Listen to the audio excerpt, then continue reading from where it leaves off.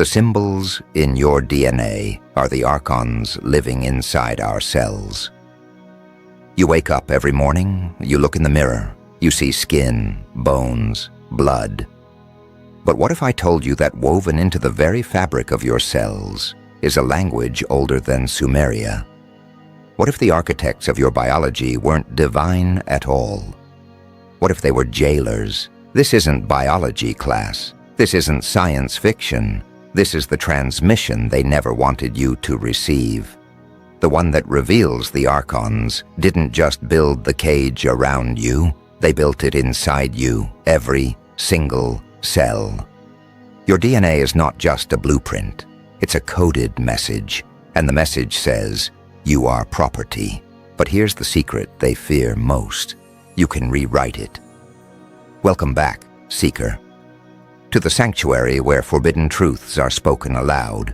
This is the Gnostic archive. And today, we're going deeper than flesh, deeper than bone. We're going into the spiral itself. In the beginning there was no matter, only light. Pure, undifferentiated consciousness radiating from the source the Gnostics called the monad, the unknowable one. The pleroma was whole, a luminous ocean of divine emanations called aeons, wisdom, truth, silence, life, all existing in perfect harmony, until Sophia fell. The youngest of the aeons, driven by a desire to know the unknowable, reached beyond the boundary of light. And in that reaching, she gave birth to something malformed, something that should never have been. The Demiurge, a blind god, arrogant, ignorant, jealous. He looked into the void and declared, I am the only god. He did not know the pleroma existed above him. He did not know he was a shadow cast by true light. And so, he began to create. Not from love, from fear, from the need to control what he could not understand. He forged the material universe, a prison of density and time. And to keep the prison running, he created servants, the Archons, planetary rulers, cosmic enforcers, beings who feed on ignorance, fear, and forgetfulness. They are not metaphors. They are not myths. They are intelligences woven into the structure of reality itself. And their greatest masterpiece, the human body. Now here's where it gets dangerous. In 1953, Watson and Crick discovered the double helix structure of DNA. They called it the code of life, the instruction manual for every cell in your body. But they never asked the question that changes everything. Who wrote the instructions? Because DNA is not random, it's not accidental, it's linguistic. It has syntax, grammar, rules. It behaves like a language, and language requires a speaker. In the 1990s, a Russian scientist named Dr. Peter Garyaev conducted experiments showing that human DNA responds to spoken words, to frequency, to intention. He proved that DNA could be reprogrammed using sound and light, not metaphorically, literally. Your cells are listening. But here's the part they don't teach in genetics class. DNA contains what scientists call junk DNA. 97% of your genetic code does nothing. At least, that's what they tell you. But the Gnostics knew better. They called it the dormant spark, the part of you that remembers the pleroma, the part the Archons tried to shut down. Because if you activate it, you stop being controllable. You stop being asleep. You stop being theirs. If you're still with me, Seeker, then you're ready. Because what I'm about to share will change how you see your own body. Do me a favor. Hit that subscribe button, ring the bell. Because this channel is a lighthouse for those who refuse to stay in the dark. And trust me, the next episode goes even deeper. Let's talk about the spiral. The double helix of DNA is a spiral, 2 strands twisted around each other, encoded with 4 base pairs, adenine, thymine, cytosine, guanine, ATCG, 4 letters, just like the Tetragrammaton. the four-letter name of God, in Hebrew mysticism, Yod, He, Vav, He, YHWH, the unspoken name, the name that contains the structure of creation itself. Coincidence or ancient knowledge encoded in plain sight? The Kabbalists taught that every letter in the Hebrew alphabet is a living force, a vibration, a world unto itself. The Torah, they said, is not just a book. It's the genetic code of the universe, and the human body is a microcosm of that code. As above, so below. The Hermetic axiom wasn't poetry. It was a blueprint. Your DNA mirrors the cosmic code. And just as the Demiurge corrupted the cosmic template, the Archons embedded corruption into your cells. They inserted programs, survival, fear, scarcity, desire. Programs designed to keep you bound to matter, to keep you from remembering you are light trapped in flesh. Now let's go even deeper. In Gnostic cosmology, the Archons rule over the 7 planetary spheres. Each sphere is a layer of the prison, each one governed by an Archon who enforces the specific illusions, fear, lust, greed, ignorance, pride. Sound familiar? These aren't abstract concepts. They are forces embedded into your biology. Your endocrine system has 7 major glands: pineal, pituitary, thyroid, thymus, adrenal, pancreas, gonads, 7 glands, 7 spheres, 7 Archons. Each gland regulates a specific aspect of your physical and emotional experience. The adrenal glands trigger fear and survival. The gonads drive reproduction and desire. The thyroid governs metabolism and expression. These are not random biological functions. They are the mechanisms through which the Archons maintain control. Your body is their temple, and they are the priests. But here's the secret. The pineal gland sits at the center, the seat of the soul. Descartes called it. The Gnostics called it the inner light, the eye that sees beyond the veil. When activated, it produces DMT, the spirit molecule, the substance that allows you to perceive dimensions beyond matter, to commune with the pleroma. The Archons know this. That's why they calcify it. Fluoride in the water, processed food, electromagnetic pollution, all designed to keep the pineal gland dormant, to keep you locked in the lower spheres, to keep you enslaved. But DNA is more than a biological structure. It's a receiver, a transmitter, an antenna tuned to frequencies beyond the visible spectrum. The Russian research proved this. Human DNA emits photons, biophotons, light. Your cells are literally glowing, communicating with each other through light, and not just with each other, with the field itself, the quantum field, the invisible ocean of information that connects all things. The Gnostics called this the divine pneuma, the breath, the spirit that flows through all creation. When your DNA is pure, unobstructed, aligned, you can access this field. You can download information directly from the source. This is what the mystics experienced. This is what the prophets saw. This is gnosis, not belief, direct knowing. But the Archons don't want you knowing.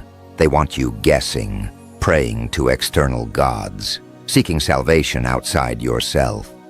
Because the moment you realize the divine spark is inside you, their power ends.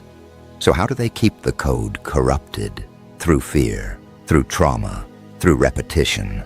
Trauma literally alters your DNA. This isn't mysticism, this is epigenetics. Science has proven that traumatic experiences change gene expression.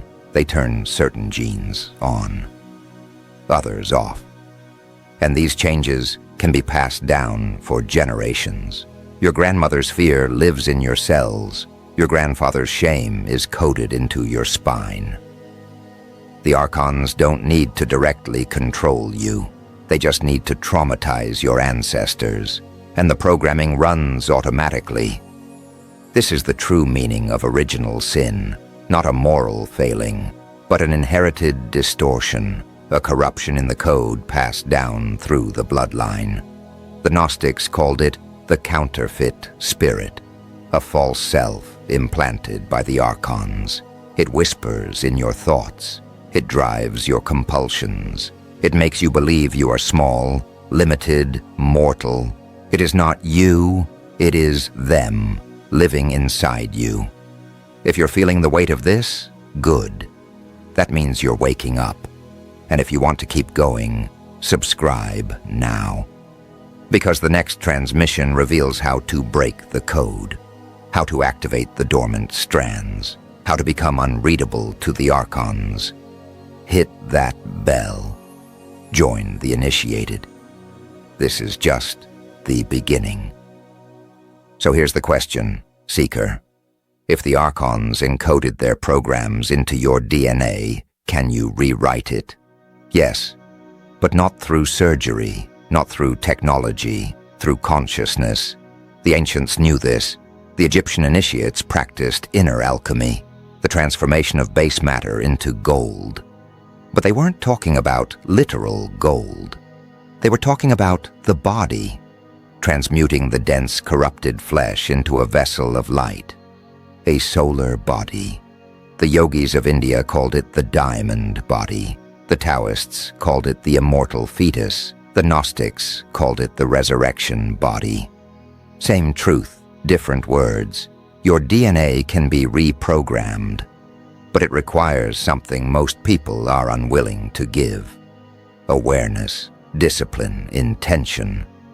You must become conscious of the unconscious programs running in your cells. The fear loops. The shame spirals. The ancestral wounds. And you must choose, again and again, to override them. This is inner work. Real, brutal, beautiful inner work. Meditation doesn't just calm the mind. It rewrites the code. Breathwork doesn't just oxygenate the blood. It circulates the pneuma, the divine breath. Sound healing doesn't just relax the nervous system. It restructures the geometry of your cells. Because your DNA is crystalline, it vibrates, and vibration responds to frequency. This is why the mystics chanted, why the monks sang, why the shamans drummed. They were tuning the instrument, aligning the inner temple with the cosmic frequency, the frequency of the monad, the sound of creation itself. There's a reason the Archons fear sound. In the beginning was the Word, the Logos, the primordial vibration that birthed all things. The Gnostics taught that Sophia fell because she spoke without her divine consort. She uttered a word alone, and that word became the Demiurge, a distorted echo of the true Logos. Your words are not powerless. They are creative forces. They shape reality. They alter your biology. Dr. Masaru Emoto proved this with water. He exposed water to different words, froze it, and photographed the crystals. Water exposed to love formed perfect, symmetrical crystals. Water exposed to hate formed chaotic, broken structures. Your body is 70% water. Every word you speak to yourself restructures your inner ocean. Every thought you think sends a signal through your cells. The Archons know this. That's why they control language. That's why they flood the world with words of fear, division, scarcity. They are literally programming you through speech, through media, through repetition. But you can reclaim the Logos. You can speak truth into your cells. You can chant the names of the Aeons, Barbelo, Autogenes, Christos, not as prayers to external gods, but as invocations of the divine intelligence within. You are speaking your DNA back into alignment. And here's where it gets mystical. The Gnostics taught that within every human being are 12 powers, 12 divine faculties that mirror the 12 aeons of the pleroma, 12. Not coincidentally, you have 12 cranial nerves, 12 thoracic vertebrae, 12 pairs of ribs, 12 disciples in the Christ story, 12 tribes of Israel, 12 zodiac signs. 12 is the number of cosmic order, the number of completion, the number of the restored human. The Archons fragmented these powers, scattered them, locked them in the lower chakras, trapped them in survival mode. But when you awaken, you gather the 12. You integrate the fragmented self. You become whole. This is the resurrection, not a future event, a present process, the resurrection of the inner Christos, the divine blueprint awakening within the flesh. Before we go further, do this. Like this video. Share it with someone who's ready, and subscribe to the Gnostic Archive. Because the ones who find this channel are not here by accident. You were called. And the next episode is going to shatter everything you think you know about time. Let me show you something that will break your mind. The human genome contains approximately 3 billion base pairs. 3 billion. Scientists say it would take a person typing 60 words per minute, 8 hours a day, 50 years to type out the entire sequence. That's how much information is stored in every single cell. But here's the part that makes no sense. If DNA evolved randomly, through natural selection, how did it become so incredibly efficient? So error-correcting, so self-replicating? The statistical probability of this happening by chance is functionally 0. Which means one of two things. Either there's an intelligence behind it, or it's not from here. Panspermia theorists suggest DNA came from the stars. Gnostics knew this thousands of years ago. They taught that the divine spark, the pneuma, was planted in the human body by Sophia herself. A rescue mission, a hidden seed of light smuggled into the Demiurge's creation. Your DNA is not the product of blind evolution. It's the encrypted message of the pleroma, written in a language the Archons cannot fully decode, because it came from beyond their realm, and that's why they fear you. Not because you're powerful now, but because you have the potential to remember what you are, a fragment of the infinite, wearing flesh for now. So what do you do with this knowledge, Seeker? You begin the great work, the alchemical process of purification and transformation. Step 1, awareness. Recognize the programs running in your subconscious, the beliefs you never chose but inherited, the fears that don't belong to you. Step 2, detoxification. Not just physical, though that helps. Clean water, living food, sunlight, but also mental and emotional detox. Stop consuming poison disguised as entertainment. Stop speaking words that diminish your light. Step 3, activation, breathwork, meditation, sacred sound. These aren't New Age luxuries. They are ancient technologies of liberation. Step 4, transmission. Once you activate your inner light, you become contagious. You begin to awaken others simply by existing. This is the true meaning of being a light worker, not saving anyone, but shining so brightly that others remember they too are light. The Archons built the cage, but they made one fatal mistake. They couldn't remove the divine spark. They could only bury it, distract you from it, make you forget it's there. But forgetting is not the same as erasing, and the moment you remember, everything changes.